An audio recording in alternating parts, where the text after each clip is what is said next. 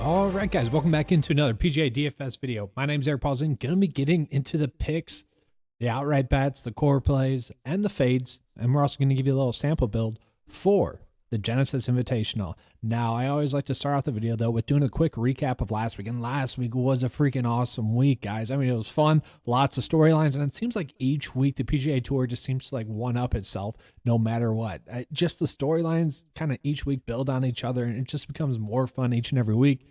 Last week was pretty interesting. So I tweeted out a bunch of this stuff. So the top five in the 9 to 5 model had an average finish of 7th. The top 10 were pretty darn spectacular as well. The top 10 in the 9 to 5 player pool, that is. One missed cut and the average finish of 15th. That was awesome. The outright betting card was freaking phenomenal as well. So what I like to do with the betting card is I like to move it down to 5% of the field pretty much. Give or take a little bit here or there depending on the week. The average finish of that was 11th. And we didn't have Scotty Scheffler, unfortunately, but that just kind of tells you guys how good like the betting card has been each and every week. And if you guys are confused about that, what I like to do with the betting card is I like to like sort out who are going to be the top bets regardless of like kind of odds and whatnot. It's just like, here are the guys that have the best chance to win. You guys can choose to do what you want to do with that. If you guys want to bet them outright, top 5, top 10, top 20, you're sitting pretty, but pretty much like, let's just look back in the year. So out of the betting card, we've had a third of them finish top 10. We've had 3 wins, 4 runner-ups, and this is just going back to, I think, it's not the full season. It's like 4 events prior to the full season. So, and then 33 top 25s and 12 miscuts. So 12 miscuts, that's unfortunate there out of 63 players. So a little bit of high risk, high reward. That's kind of the point of the outright betting card, but pretty darn spectacular. So another pretty solid week. The problem kind of with last week is that, you guys know I typically like to do showdowns. The problem with last week was round 1 and round 4 were the 2 best showdown slates. And then round 2 and round 3, in retrospect, it makes sense that if round 1 went well, probably round 2 showdown not going to go as well because, it's kind of all like a roller coaster ride. It's kind of working off of itself. So just a fun, interesting week last week, but let's get into this week, guys. I'm pretty excited for it. All right, so we got the Genesis Invitational, and this was a fun event last year. We had Max Homa beating Tony Finau in a playoff, which was super fun. And Sam Burns, he almost went wire to wire and really just choked on the back nine. He had like a 2-shot lead heading into the final 3 holes, and they really just choked it away. Max Homa was able to take advantage of that. But, the average winning score is about 12 under par, and the average cut line is about 1 over par. So this is going to be a harder scoring track. And, that's because it's kind of a parkline course. The Kikuyu fairways, I think, factor into that a little bit. But it is a Tom Fazio course design. Now, there's an asterisk next to that because he has just redesigned this course a lot. So he's kind of put his characteristics into this course the most. Ben Crenshaw was also someone that redesigned it at one point as well. But we're going to be getting into the key stats for this week. So players that have won and players that have struggled, these are the 2 or the 3 stats that have popped out the most in terms of that. So bogey avoidance, you're going to want to be able to avoid bogeys here, but at the same time score. But strokes gained approach, that's going to be the most key strokes gained stat. And then long iron accuracy, actually, the 200+ range. And the players that are checking those boxes are Patrick Cantlay, Kyle Morikawa, Hideki, Justin Thomas, Jon Rahm, and Xander Schauffele. No real shocks there, and that's going to tell you how loaded of a field that we have this week. So best course history, minimum 2 starts. We got Jon Rahm, Wyndham Clark, Dustin Johnson. Kind of a little shocking there with Wyndham Clark, but we only like to look at the last 4 years course data or history because that's when it's the most accurate. Local ties, we got a bunch of golfers with local ties there, California ties, but let's get into the best recent form. Once again, the field is absolutely loaded here, guys. No real shock here.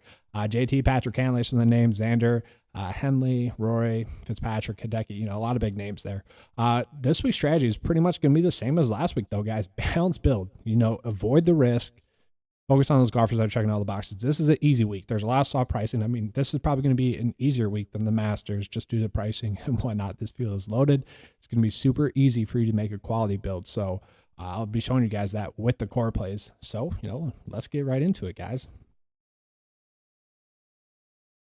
All right, so I do have it pulled up. As always, I like to go through this tier by tier. So we're going to start off with the high tier price point range and just touch on the players that I like the most. When a core play comes up, I'll pull that golfer up.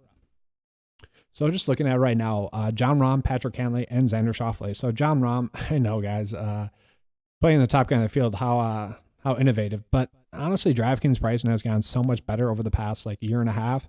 We don't get the like top plays being mispriced anymore. They don't really go off of name values much anymore. They go off of the quality of play, which is why Ricky and Patrick Reed are priced way down this week. So I'm glad they finally started doing that. But yeah, Jon Rahm, I mean, course history wise, 5th, 17th, and 9th. I mean, that's absolutely spectacular. He's made his last 4 cuts on tour now. With a 10th, 13th, and 14th place finish over his last 3 starts. If you look at all those key stats there, guys, I mean, it's absolutely spectacular. Ball striking 2nd, long iron accuracy 21st, birdie to bogey ratio, which I'm kind of using that with bogey avoidance as well. It's kind of both those are going to be working off of each other with an emphasis more on bogey avoidance. But I do want to see players that are making birdies because that's going to help you out as well. You're going to make some bogeys, so you're going to need to make some birdies as well. But second best in that, and then strokes gained approach 7th in that, effective scoring then 9-5 stats 6th in that. So really just checking all the boxes this week. 2nd overall pick in the 9-5 model this week. That's because the top pick in the 9-5 model once again this week is going to be Patrick Cantlay. Still kind of bitter about his putting and Xander's putting last week. That was kind of bittersweet there. I mean, both of those guys really, they should have won. One of those two should have won. You know, if you just make a couple of easy putts or take away a couple of bad mistakes that they had, it was kind of their tournament to lose. And it's kind of weird. Like in golf, a lot of the times it's more or less the golfer that is always like the golfer that's chasing the lead or the leader, like kind of typically wins because the leader will eventually like choke down the stretch. It's kind of, you don't want to be in the lead and on the back 9 of a Sunday, but you want to be right there so that when they make a mistake, you can leapfrog them and then you're good to go. Kind of like what Sky Scheffler did, but obviously had a chance to win on 18. But needless to say, Patrick Cantlay, yeah, he had a great week last week, and I expect that to continue. 2nd place, 4th place, 9th over his last 3 starts. A spectacular course history here as well, guys. His worst finish is 17th. You know, if we're locking in a top like 15 place finish here, you know, that's absolutely spectacular. And obviously, he wasn't playing as good as he was in those years leading up to an event like he is right now. I mean, he is been playing some great golf. Look at specialist rating, stat rank, course history rank, and recent form rank. Top 5 or better in all of those. So yeah, no surprise he's the top player in the 9-5 model. The one thing I do worry about is kind of the mental letdown. You know, I always worry about a golfer coming off of a victory, and especially in a playoff, like the mental aspect of that. How is that going to bear down on them mentally? You know, are they going to be able to grind out shots, you know, in a round? That stuff adds up over a while. Like mentally, can they ground out like they typically would? You know, I don't think we have to worry about that with Patrick Cantlay, and I also don't think we have to worry about that with Xander Schauffele as well, who's another pick that I like. I almost made him a core play, almost, okay, because he's priced down again, and he shouldn't be this low price is kind of what I'm trying to say.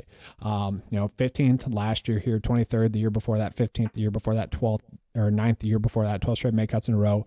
You know, pretty strong stat fit, top 10 in the field. We can see all the key stats. You know, his worst stat is strokes gained approach at 45th. That's absolutely spectacular there. Recent form, you know, pretty good as well. 3rd and 34th place finish. And I also do like Hideki. So Hideki did have a miscut here last year, but prior to that, 5th and the 9th place finish.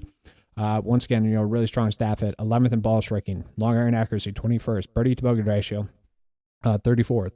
Strokes gained approach, 11th. Effective scoring, 10th. So that effective scoring kind of tells us really shouldn't be a cut sweaty. He should be able to go on and make the cut. Shouldn't be too worried about him as a pick. You know, last week as well, you know, played well, 8th and a 30th the week before that. So overall, he ranks top 7 in the 9-5 mile. Now, I know there are other quality picks in this price point range. My goal, as always, each week is to focus on the players that are going to be give you guys the most reward, but also take out the risk. Okay. And that's kind of why I wasn't on someone like Sky Scheffler last week, which real quick, I don't want to get into too much of a rant, but I really do not get the ownership of Aaron Wise last week. And that's where I kind of hate that I do the fades. And I'll do that at the end of this video. I hate that I do the fades on Monday where before ownership comes out. I looked it over when I saw that he was like 20% owner and like 34% owned in cash. And I was trying to find the logical reason behind it. And like the only thing I could come up with was like sticker shock, like price shock. Like, oh, Aaron Wise, 7.1 on DK this week. That was like the only reason I could come up with. Bad course history, bad staff fit, not the best recent form. Like compared to other players around him, like he should have been like 3% owned. It was just the strangest thing. And I kind of like, I don't want to say like people are giving that pick out as like a misdirect, but it kind of seemed that way because that's probably the worst chalk play we've had in like 2 years. It was just weird. And I didn't want to go on that tangent. I'm sorry. It was just weird. Very weird. So, and that's where that ownership leverage tool that 9to5 has out comes in clutch, okay? Because he was like the worst play that wasn't a value play, but based on the ownership leverage, like you were getting zero leverage on him as a pick. You know, a simple look at that tool would have told you not to play him. All right, so now we're moving down into that mid-tier price range. And I'm sorry if that was a hot take. I'm sorry if like people played him and got burned, but it was just weird. I couldn't believe that. It was weird. All right, so now we're moving down into the mid-tier. The mid-tier is loaded. This is where you should be making most of your builds from. So Max Homa, the defending champ. Typically, I don't like to play defending champs because, you know, once again, media time gets eaten up a little bit. The practice routine might get thrown off a little bit and whatnot. Going into that event, they might not be as like get as much prep as they typically would.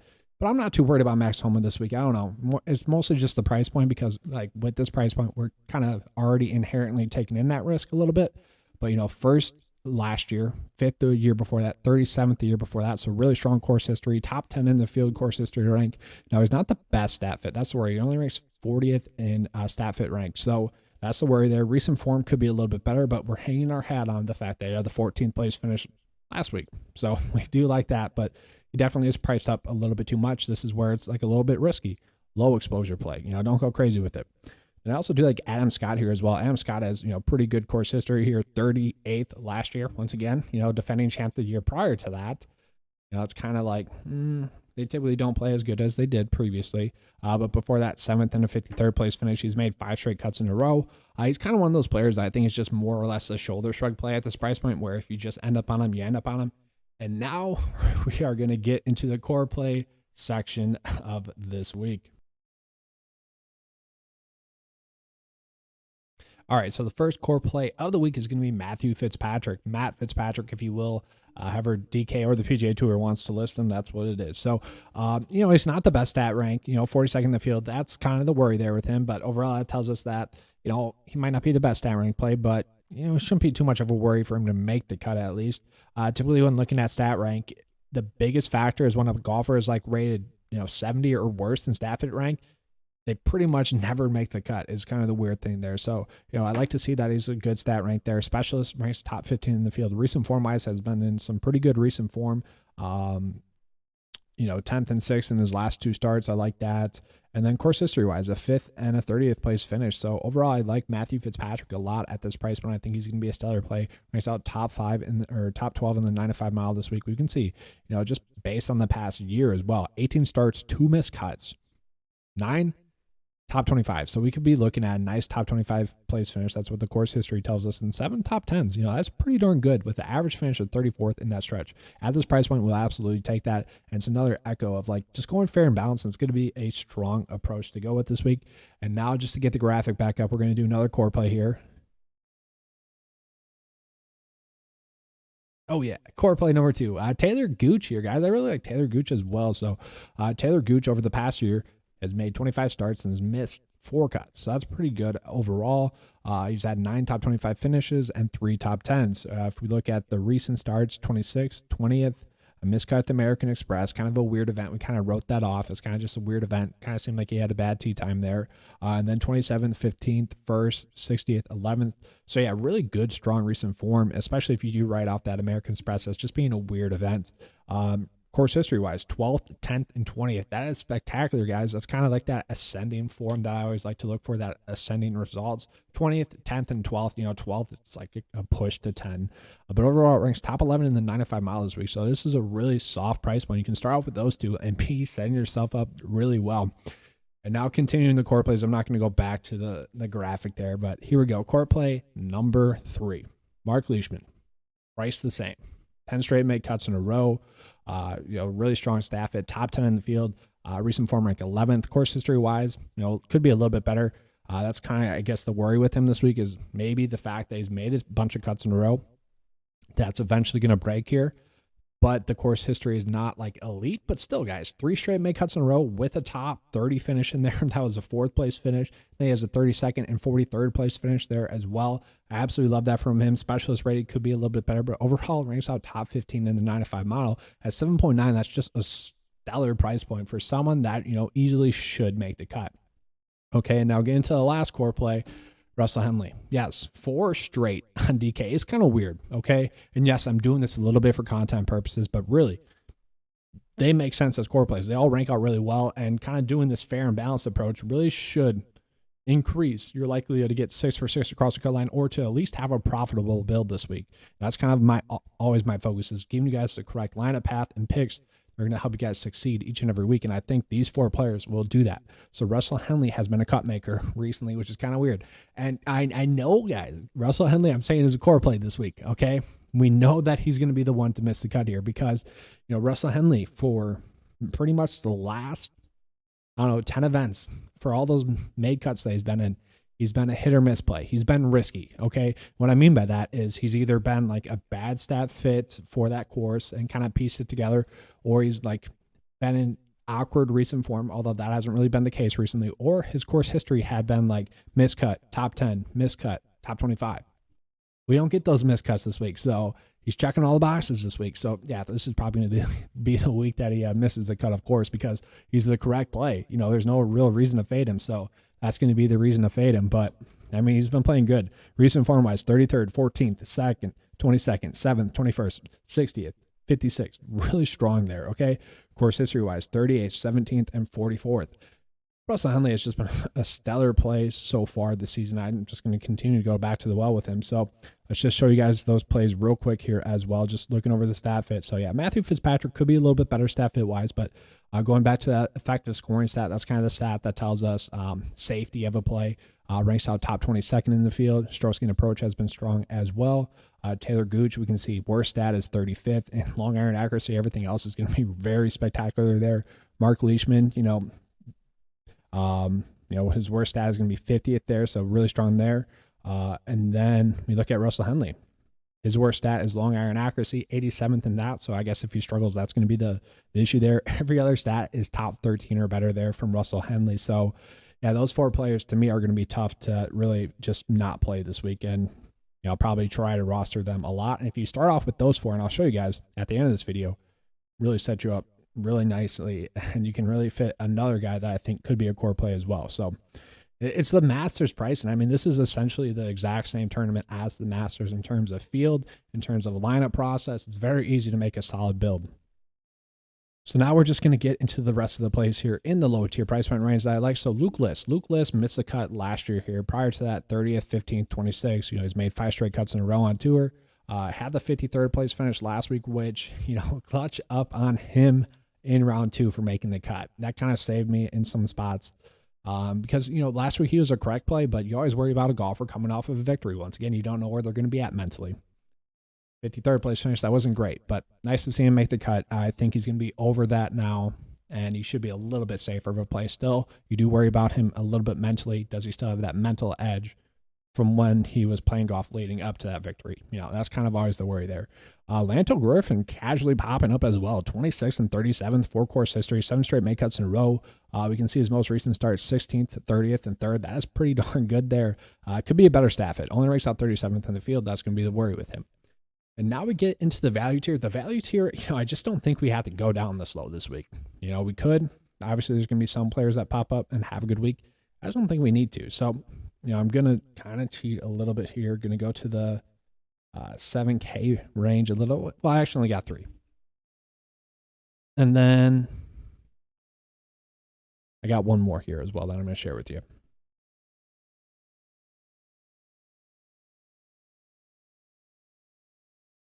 Oh, there he is. I just wasn't low enough. Okay, so Martin Laird, I do like. Martin Laird had a good week last week. He was a value play for me.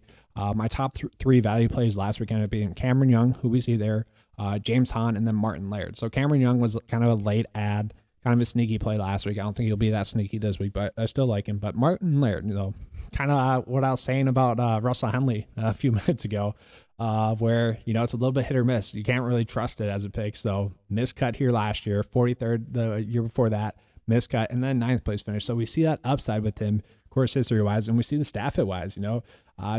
Decent stats all around, especially for the value tier price point range. 35th in effective scoring, that's pretty good. Birdie to bogey ratio 93rd, not that good. Long iron accuracy 82nd, but ball striking 17th, that's pretty good. Top 50 in strokes gained approach, that's fine. Now we get into Cameron Young. So Cameron Young has made 3 straight cuts in a row. I'm going to chase that. He's someone that we put as an outright bet at the American Express, I believe it was, when I forget what it was. He was like the 4th most likely to win at one point of the tournament in like the 3rd round or like at the end of the 2nd.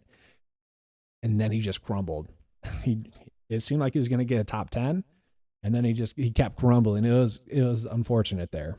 But still, 3 straight make cuts in a row. Been playing some pretty good golf. Effective scoring 40th there. So kind of hanging my hat on that. Overall ranks, I was someone that should be right around a cut sweat. This is what Aaron Wise was priced at last week, and he ended up being chalk, or that's where he ranked last week and ended up being chalk, which was weird. So if Cameron Young's chalk, don't play him, fade him.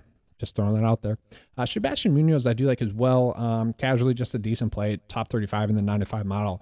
2 straight make cuts in a row, and he's someone I could dive deeper in. He has had some decent finishes as of recently as well, kind of prior to those starts. So, decent risk reward there for Sebastian Munoz. If he makes the cut, it's probably going to be a pretty good finish from him, but he's still risky for that make cut. And then David Lipsky, he's just someone that has been catching my eye as of recent. You look as recent form, 3 straight make cuts in a row, 24th, 56th, 14th. That's pretty good. Not a good stat fit though. Just someone that if you really love your build and you got about 6.3 left over, and you don't want to make a rebuild, he'd be the guy I go with. That's the approach that I would go with. Now we're going to get into some fades here, and then I'll show you guys kind of the lineup process for this week, and I'm going to touch on just some bets, and then we're going to finish up. All right, so real quick, the fades for this week. And I don't think it's going to be really surprising for you guys. So my fades last week were actually Brooks Koepka, Tom Hoge, Harold Varner. Okay, so obviously Tom Hoge and Brooks Koepka ended up doing well, whereas Harold Varner did not. That's kind of my goal, is to just give you guys, we're not going to hit on fades every week. And typically they're going to be good plays I'm trying to fade. Okay, it's not like I'm just going to give you guys bad plays to fade. It's like, oh, fade Ricky, fade Patrick Cantlay. No, I want to give you guys plays that are going to be a little bit chalkier, are a little bit higher ownership, that, probably won't do as well as people are expecting them to do. That's my goal overall. Okay. And, like I said last week, I really wish that's the unfortunate thing about coming out with this stuff on Monday, not looking at ownership. I really wish it did, because that Aaron Wise stuff, that is just like frustrating to me. As someone that, gives out this content and stuff, it's like, I just don't get that. That was weird. And I kind of apologize to you guys for that, because, obviously I'm sure some people watching this played him due to how high owned he was. It kind of feels like that's on me a little bit for not warning you guys, but how would I know? How would I know that he was going to be chalk? But let's look at it. Scotty Scheffler. So Scotty Scheffler, obviously a phenomenal play, but, he had a career round in round 3, one of the best rounds of his career. Any golfer would take that round, especially at that course on round 3, and up winning. It was kind of a battle, playoff battle. He kind of had to give it his all to win that bad boy, and he did. Overall, it ranks out kind of the same as he did last week. Top 17 play this week. He was top 18 play last week, so it's not like he isn't expected to have a good week. I just think the mental edge of it is going to be a little bit off this week, so I don't expect him to return the value that he typically would, especially at the price point that he's at this week. And then Jordan Spieth. Jordan Spieth actually should have a good week this week, but once again, it's just a little bit too risky for me. That's kind of my goal this week, is just play it safe, play the guys are going to play well, and just go from there. Last week it worked out, even though we didn't really end up on Scotty Scheffler at all. Ended up on Louis, Xander, Cantlay, Billy Horschel, score play, as you guys know. It ended up being a good week even without having the winner. So by fading like less safe plays and going with more safe plays, you're going to be fine. So Brooks Koepka, he finally had a good week last week, and it wasn't surprising to see him struggle in round 4. It's kind of weird, actually. His worst round thus far this year has been like round 4, and then like back 9 scoring as well on round 4. So, eventually that's going to correct. And once again, all these guys have kind of winning upside. Scotty, Jordan, Brooks, they all have winning upside. And that's kind of the pain with fading them. They're all golfers that can figure it out and go low and win. Obviously, we don't expect back-to-back from Scotty, Jordan's been struggling in a field like this. I don't think he's going to be able to, put it all together for 4 quality rounds and like clutch up on the back 9. He could. No, we know who Jordan is. And then Brooks. I think Brooks just had that, one good week. He's going to have a couple bad ones, and he's going to be ready to go at the Masters. So I'm just a little bit worried about him. And then Salih Tagala. Awesome. That was part of the storyline last week. It was just an awesome week. He's just not that good of a play this week. Someone in the 9-to-5 chat on Sunday was like, I wonder if they're going to price Tagala up enough to the point where he's not chalk. I'm like, they're probably going to price him up too much to the point where he can't be chalk. And I think that's what happened this week. So awesome story. I want to see it again. I think this will be 5 straight make cuts in a row for him. But overall, ranks out as someone that should be right around, making the cut or missing the cut. And at 7.3, I just don't think we have to risk that. So course history-wise, we can see course history here. So these guys have some good finishes, recent form-wise as well. So, just can't do it this week with those guys. So let's get into the lineup approach for this week, and then we'll be pretty much wrapping it up. So once again, just going to be going over those core plays that I touched on. And I did update this a little bit to make it a little bit more clear here. So let's just do that. Matt Fitzpatrick, Taylor Gooch, Mark Leishman, Russell Henley. Sitting pretty. So just off of this, 6% chance is 64%. Look at this, though. Course history, average rank, 17th. Stat rank, average, 18th. Recent form average, 11th. That is spectacular there, guys. Average model rank, 12th. That is absolutely spectacular. So let's see. I really do like Xander. He's like one of my favorite golfers on tour. We could go with him. You go Cameron Smith, Hideki. There's so many quality plays this week, and that's kind of the issue, is that there's so many quality plays. Let's just go with a balanced approach here. Hideki, let's see how much we got left over. Can we fit Sanjay in this one? We can. Damn. Just mass enter this bad boy. I mean, this is a great build. 66% chance to get 6 for 6 across the cut line. And man, the lineup path this week is crazy because you can make so many good builds work. So you could easily go with this one if you wanted to. Don't, because I actually might end up doing this one where typically I'm just going with like a lineup approach to show you guys kind of the lineup path that could make you successful that week. Oh, this one's good though. Oh man. I do think Adam Scott is like a safe made cut as well. So let's go with Adam Scott, and then let's see where we can pay up maybe. I think we could do Xander then instead. So either way, just great builds. I mean, Rory's a great pick this week. Has a little bit better chance to make the cut than Xander. You could go with that. Just so many ways to make a good build. And now real quick, I'm going to show you guys the betting tool, and then we're going to be getting out of here. So real quick, I'm just going to highlight the bets here that have the biggest differential in terms of how Vegas is valuing them, and then kind of in terms of how 9-to-5 is valuing them. So, it did pretty well last week with this tool as a whole. First round leader, though. We didn't have the first round leader last week after every first round leader in 2022 since we came out with this tool hitting it, except for like one on the Amex and then one on the Farmers where it's a 3-course rotation. So we hit like 2 out of 3. Last week was the first week we didn't have, and that's because KH Lee was a top 13 pick in the 9-to-5 player pool last week, and he ended up getting the first round lead. So I think it was like 27th last week to do that first round leader rank. You could have ended up on that, said, hey, I like KH Lee this week like we did, and you could have ended up on him. So just looking at this, though, win differential, this is pretty much just best bang for your buck, essentially, in terms of likelihood to win. So you're looking at Patrick Cantlay, John Rahm, DJ, Russell Henley, Xander, Taylor Gooch, Rory, Lanto. That's not saying they're the most likely to win. It's just saying, like, in terms of how Vegas is valuing them, that's kind of the most likely to win. And then vice versa, this is the other way around. So, like, based on how Vegas is valuing them, and then based on how we have them ranked, JT is the least like upside, and this is not likely to win. It's just like based off of the bet, bang for your bet. These are like the worst ones. Once again, I might be on these guys. It's just kind of looking at it in a different sense. It's kind of like leverage of a bet, pretty much. So JT, Kyle Morikawa, Brooks, Scotty, Hovland, Jordan, and Cameron Smith. Honestly, I might bet Cameron Smith, and I might bet Kyle Morikawa this week. So it's like, it's just another way of looking at it. Okay, guys. So just kind of a fun tool there as a whole. But that is all I have for you guys this week. It was a little bit longer of a video. I do apologize, but it was a fun video. Got lots of good plays this week. So hopefully you enjoyed this video. If you did, please give me a like and subscribe. If you guys want to join 9 to 5 Nation, $10 a month. Best value in PGA DFS, period. Short, simple, easy plays each and every week. You know, if you don't get crazy with it, you're going to have a good week. So hopefully you guys enjoyed this video. If you did, please give me a like and subscribe. And as always, let's keep cashing.